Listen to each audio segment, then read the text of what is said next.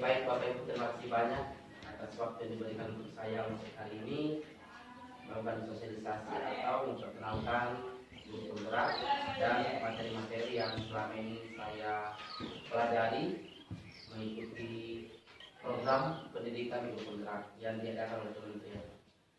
Nah, di sini guru penggerak itu merupakan adalah episode kelima dari rangkaian kebijakan Merdeka Belajar yang diluncurkan oleh Kementerian Pendidikan dan Kebudayaan atau Kemendikbud dan dijalankan melalui Direktorat Jenderal Guru dan Tenaga Pendidikan atau Ditjen GTK. Kemudian ada pun tujuan daripada program guru penggerak di sini. Yang pertama adalah bagaimana menyiapkan para pemimpin pendidikan di Indonesia, khususnya pemimpin pembelajaran untuk masa depan yang mampu mendorong tumbuh kembang murid secara holistik, aktif dan proaktif dalam mengembangkan guru di sekitarnya. Kemudian untuk mengimplementasikan pembelajaran yang berpusat kepada murid serta menjadi teladan dan agen transformasi ekosistem pendidikan untuk mewujudkan profil pelajar Pancasila. Nah, di sini kita tidak terlepas dari filosofi Pantap Triloka Ki Hajar Dewantara, Ingarto Sumitulodo, Ingmadya Mangunkarso, Tuturi Handayani. Jadi Ingarto Sumitulodo di sini artinya adalah ketika berada di depan harus menjadi panutan atau teladan atau idola yang dapat memberikan contoh yang baik kepada siswa. Kemudian Ingmadya Mangunkarso artinya di tengah seorang pendidik harus memberi semangat, pembimbing, penasehat, penuntun sehingga siswa lebih percaya diri, kreatif, inovatif, bertanggung jawab dan mandiri. Sedangkan Tuturi Handayani dari belakang pendidik harus memberikan dorongan dan penyemangat bagi peserta didik. Untuk mendukung tercapainya tujuan daripada guru penggerak itu, program pendidikan guru penggerak dijalankan dalam menekankan pada kompetensi kepemimpinan pembelajaran yang mencakup komunitas praktik, pembelajaran sosial dan emosional, pembelajaran berdiferensiasi yang sesuai perkembangan murid dan kompetensi lain dalam pengembangan diri dan sekolah.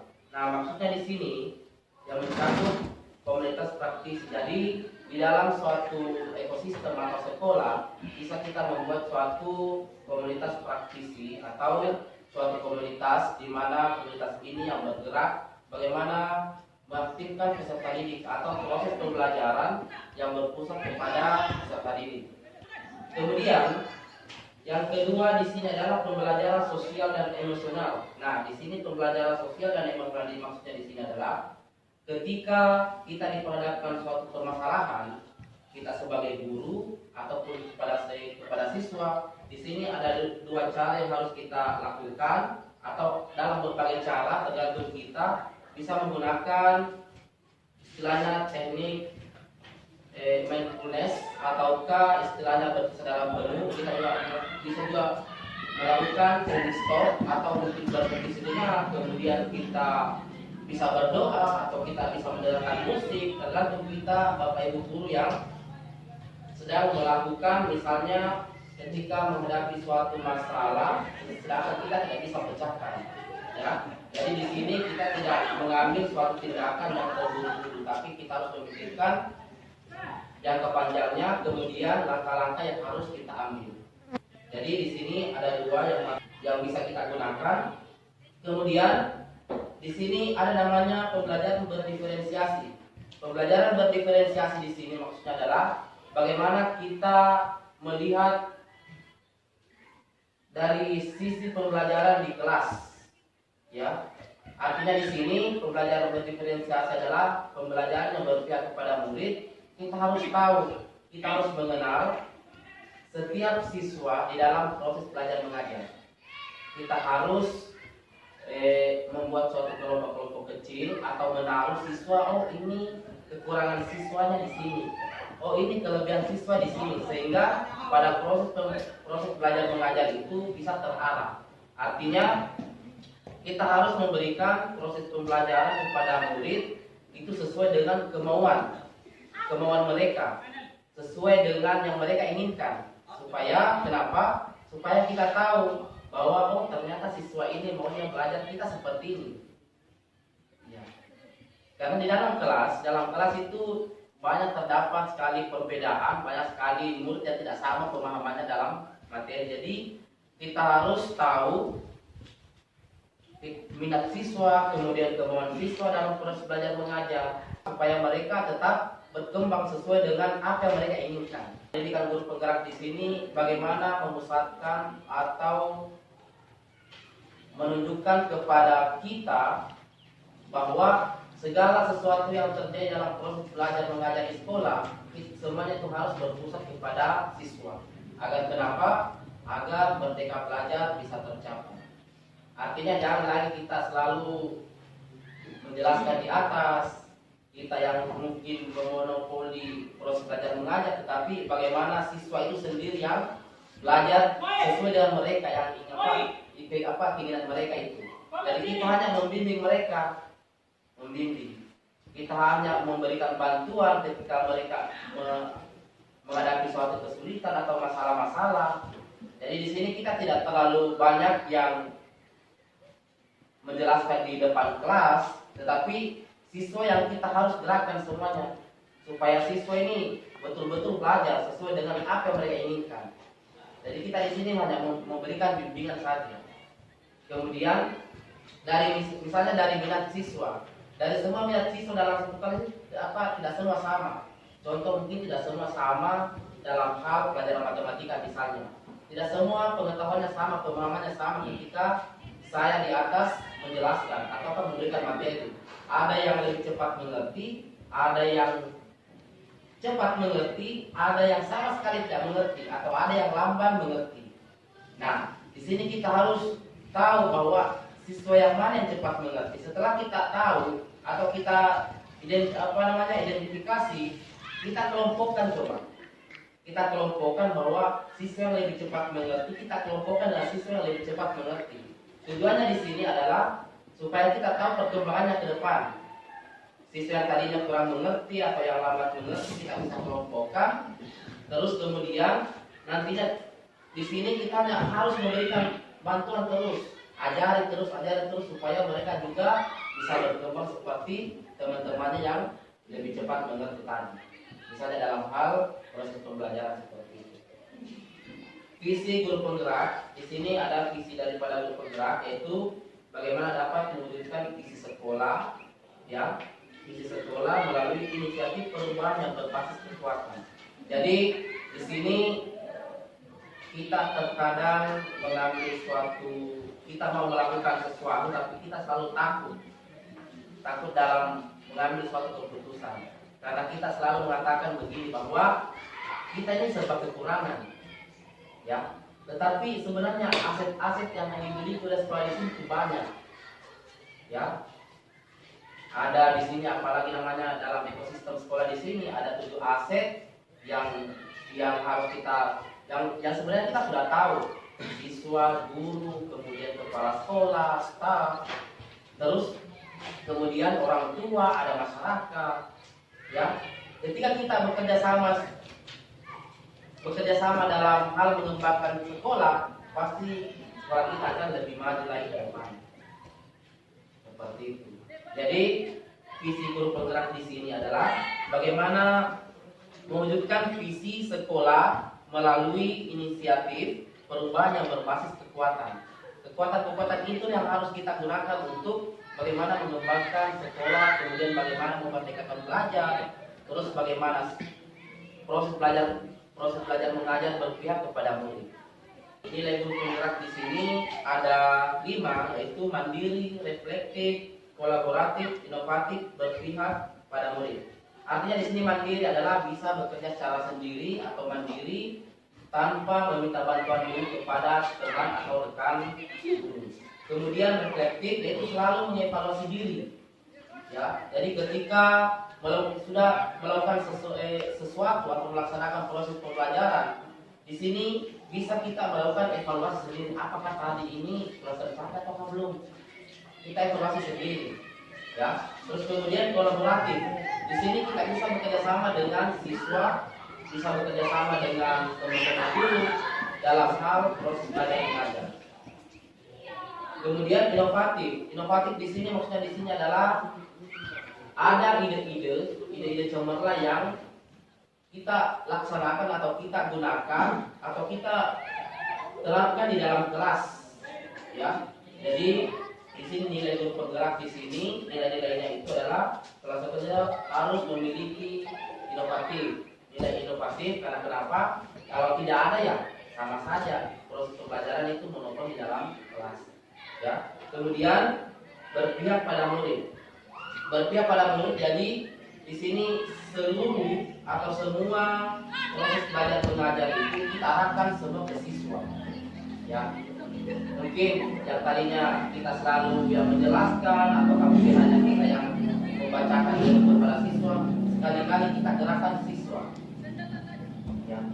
Kita sekali-kali gerakan siswa, bagaimana siswa itu dia belajar sendiri, bekerja dengan sendiri, dengan catatan kita sebagai guru harus mengawasi proses belajarnya siswa tersebut sehingga di dalam kelas tidak terjadi keributan ataukah misalnya tidak terjadi lagi hal-hal yang tidak diinginkan.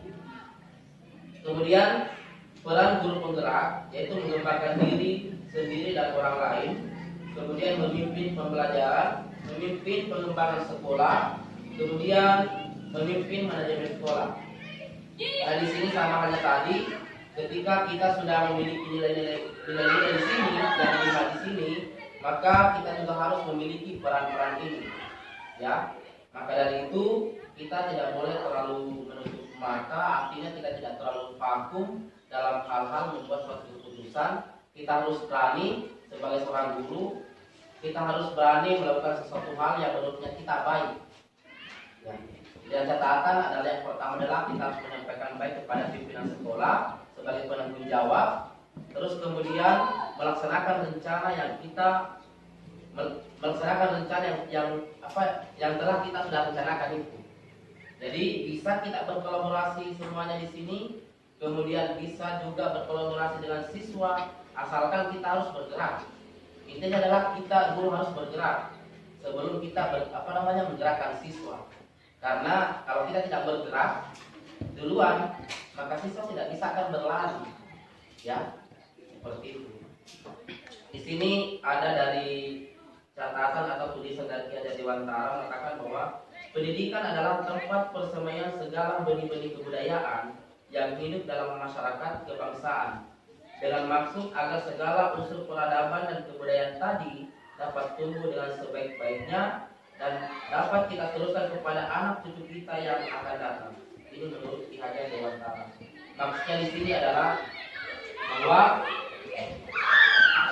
siswa tumbuh itu secara sendiri-sendiri atau sudah dikodratkan, ya. Jadi siswa belajar pun seperti itu dan kita pun seperti itu. Kita mau mengajar juga semuanya kita mengajar sepertinya mana kita siswa harus ikuti. Nah sekali-kali kita juga harus memberikan kebebasan kepada peserta didik ataukah menanyakan kepada peserta didik sebenarnya dalam proses belajar mengajar kalian maunya seperti apa. Kita harus tanyakan kepada mereka karena mereka sudah bertumbuh atau berkembang sesuai dengan kodratnya, ya. Asalkan kita tidak melupakan bahwa kodrat ini itu kodrat sama dengan kodrat alam. Kodrat sama kita harus tetap mengikuti perkembangan teknologi. Kalau kodrat alamiah sesuai dengan kondisi yang ada kita harus beriringi dengan itu. Kita tidak boleh fokus terus bahwa harus mengikuti teknologi tapi kondisinya kita tidak memungkinkannya. Jadi kita juga tidak boleh terlalu memaksakan. Kemudian halaman berikutnya di sini, anak-anak hidup dan tumbuh sesuai kodratnya sendiri. Pendidik hanya dapat merawat dan menuntun tumbuh kodratnya itu. Ini menurut Ki Hajar Dewantara. Ya, di sini profil pelajar Pancasila. Di sini profil pelajar Pancasila di sini ada 6. Yang pertama itu adalah beriman atau bertakwa kepada Tuhan yang Maha Esa, kemudian dan berakhlak mulia, kemudian kreatif, gotong royong, berkebinekaan global, bernalar kritis dan mandiri. Jadi inilah profil pelajar Pancasila yang selalu ditekankan oleh Menteri Pendidikan bahwa merdeka belajar atau siswa yang merdeka belajar, dia harus mencapai profil pelajar Pancasila. Karena berdasarkan ini makanya ada namanya Merdeka Belajar sampai sekarang. Dan salah satunya adalah programnya guru penggerak. Bagaimana guru penggerak ini bisa menggerakkan guru-guru yang ada di sekolah, kemudian bagaimana menggerakkan siswa-siswi sehingga proses belajar mengajar Merdeka Belajar bisa terlaksana atau tercapai sesuai dengan kehendak beliau. Visi guru. Nah, sebenarnya ketika kita mau melaksanakan proses belajar mengajar, kita memiliki visi. Ya, memiliki visi pada saat proses belajar mengajar. Apa sebenarnya visinya kita, tujuannya kita mengajar? Visinya kita mengajar, ya. Di sini pasti kita memiliki visi, ya. Sebagai guru, kita harus mendesain lingkungan belajar yang memungkinkan tumbuhnya murid merdeka, yang memiliki kemandirian dan motivasi intrinsik yang tinggi. Maka guru perlu terus berlatih meningkatkan kapasitas dirinya dalam memvisualisasikan harapan, menggandeng sesama, dan mentransformasikan menjadi harapan bersama. Dari sana baru kemudian dilanjutkan dengan segala upaya gotong royong yang diperlukan demi pencapaian harapan bersama tersebut. Harapan kita adalah visi kita. Visi kita sekarang adalah masa depan murid kita. Masa depan murid kita adalah masa depan bangsa kita, Indonesia. Jadi kita harus tahu visinya kita, ya. Kemudian visi sekolah kita harus tahu, visi misi tujuannya, supaya kita mengajarkan sesuai dengan hal itu. Supaya dalam sekolah kita ada karakter-karakter yang unik, karakter yang dimiliki, karena masing-masing siswa dan guru pasti memiliki karakter-karakter yang berbeda. Kemudian yang terakhir adalah budaya positif. Salah satunya adalah budaya positif ataukah sama halnya dengan disiplin positif. Ya, budaya positif di sini kita pada saat proses, contohnya adalah pada saat proses belajar mengajar, kita bisa membuat suatu kesepakatan kelas bersama siswa dalam hal ini supaya proses belajar mengajar di sini bisa terlaksana dengan baik. Salah satunya adalah kesepakatan kelas yang pernah saya buat dalam kelas, saya pernah ganti dalam kelas, kemudian saya ganti menjadi budaya positif. Artinya hal-hal yang memungkinkan yang bisa kita terapkan dalam kelas, yang memacu peserta didik atau siswanya kita untuk selalu melakukan hal-hal kebaikan atau tidak melanggar aturan-aturan. Nah, budaya positif juga itu terkadang memotivasi kita untuk bagaimana kita selalu maju atau kita selalu berkembang. Berkembang dalam artian di sini mengembangkan potensi yang ada yang kita miliki, kemudian mengembangkan potensi-potensi yang ada di sekolah. Ya, aset-aset yang dimiliki sekolah kenapa kita tidak pergunakan sebaik mungkin supaya kita bisa mengembangkan kompetensi yang kita miliki sendiri.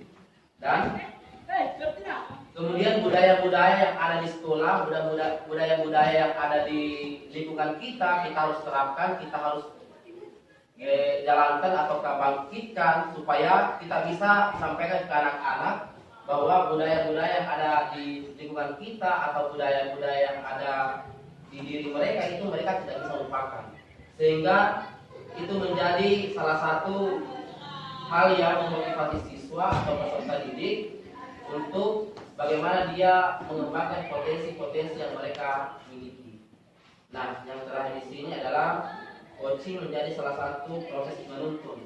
Coaching artinya di sini adalah suatu pemecahan masalah yang disampaikan kepada seseorang, baik siswa maupun teman guru, yang nantinya hanya diberikan jalan keluar, tetapi yang menyelesaikan sendiri adalah orang tersebut. Itu namanya coaching. Ya, jadi artinya mereka hanya ketika mereka berbicara kepada kita hanya bisa menyampaikan, memberikan saja motivasi, memberikan arahan, tetapi yang memecahkannya nanti bukan kita, tapi mereka sendiri yang memecahkannya. Di sini. Baik, itu saja Bapak Ibu. Kalau ada pertanyaan silahkan ditanyakan. Kalau saya bisa jawab, saya akan jawab. karena ini adalah baru pertama kalinya hari ini saya gugup, tapi ini adalah merupakan tanggung jawab saya sebagai calon guru penggerak yang ada di Kabupaten Jak Numpor dan salah satu calon guru penggerak yang ada di Pulau Numpor. Jadi tanggung jawabnya besar ketika saya lulus nanti. Makanya mulai hari ini saya belajar berbicara di depan Bapak Ibu guru dulu. Baik, terima kasih. Kalau ada pertanyaan silakan.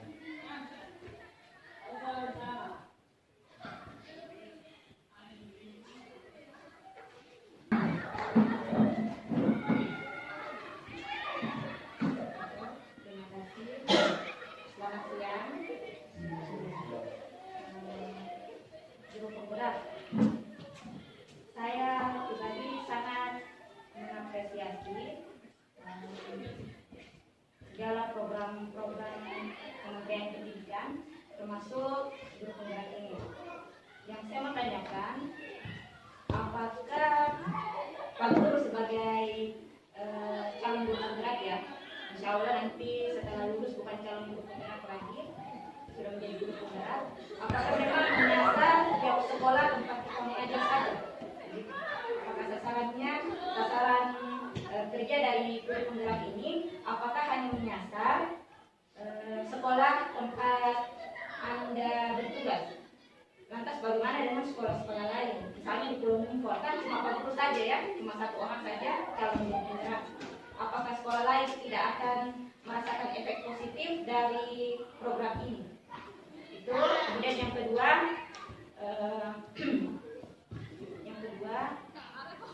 menurut Pak Guru, menurut saya yang paling menonjol sekali yang harus dibenahi dari sekolah ini, yang paling menonjol sekali, yang paling wajiblah dibenahi, satu atau dua barangkali. Itu saja. Terima kasih. Atau saya jawab dulu ya.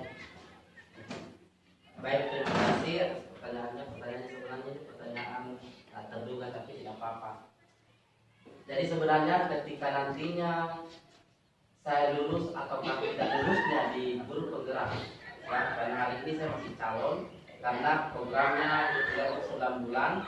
Saya sudah menjalaninya dari bulan, kalau tidak salah, bulan Oktober sampai dengan hari ini.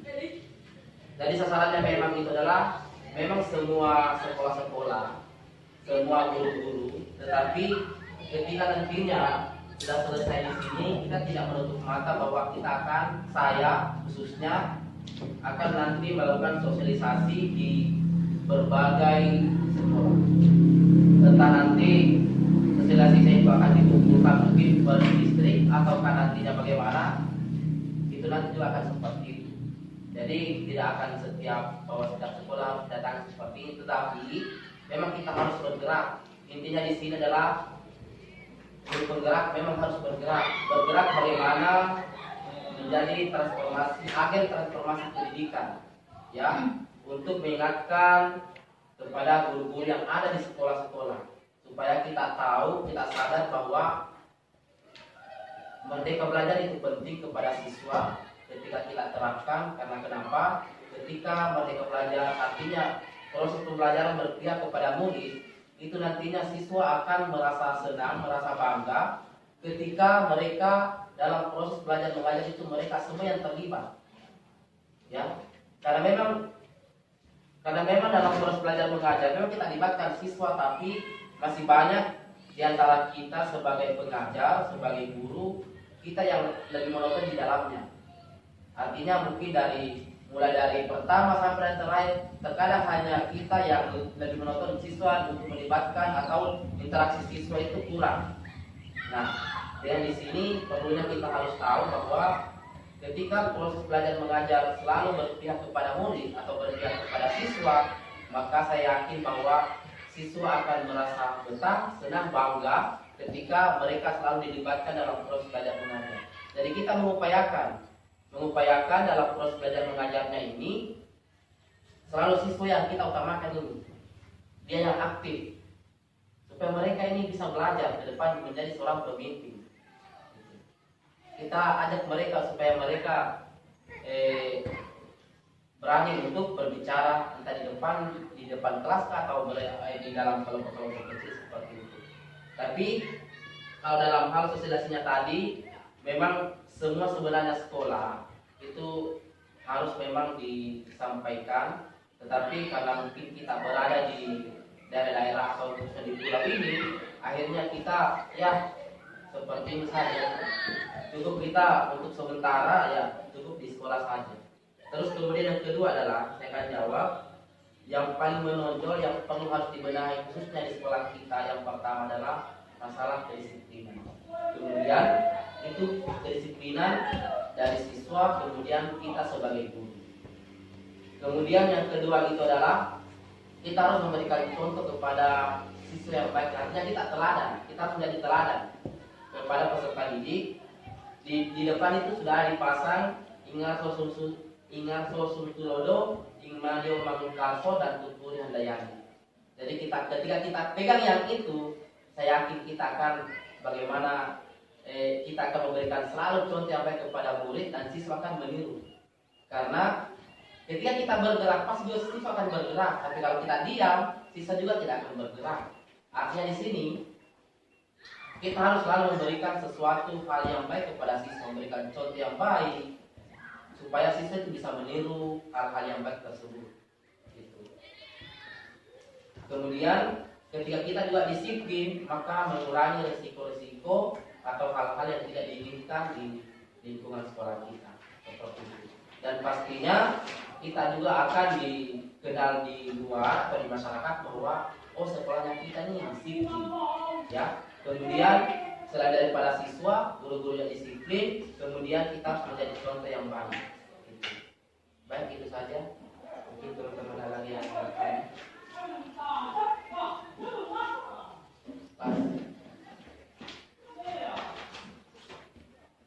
Oke, baik. Karena tidak ada pertanyaan, terima kasih atas waktu yang diberikan kepada saya hari ini untuk sosialisasi. Karena ini merupakan aksi nyata saya harus sosialisasi kepada teman-teman guru di sekolah, dan saya juga akan nanti laporkan sebagai portofolio saya sebagai calon guru penggerak. Doakan mudah-mudahan saya bisa lulus sebagai calon guru penggerak. Terima kasih. Selamat siang.